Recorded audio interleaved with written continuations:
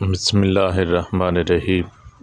حضرت ابن عباس رضی اللہ تعالیٰ عنہما سے روایت ہے، رسول اللہ صلی اللہ علیہ وسلم نے ارشاد فرمایا، اللہ تعالیٰ سے محبت کرو کیونکہ وہ اپنی نعمتوں سے تمہاری پرورش فرماتا ہے، اور مجھ سے محبت کرو اللہ کی محبت کی وجہ سے، میرے اہل بیت سے محبت کرو مجھ سے محبت کی وجہ سے۔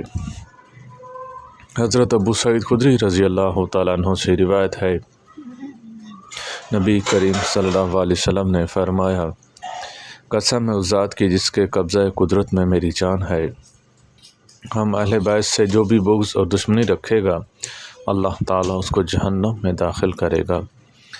حضرت عبداللہ بن عمر رضی اللہ تعالیٰ عنہما بیان کرتے ہیں، حضور نبی کریم صلی اللہ علیہ وسلم نے فرمایا، جب تم ایسے لوگوں کو دیکھو جو میرے صحابہ کو برا بلا کہتے ہوں تو تم کہو اللہ کی لعنت ہو تم لوگوں کی شرارت پر۔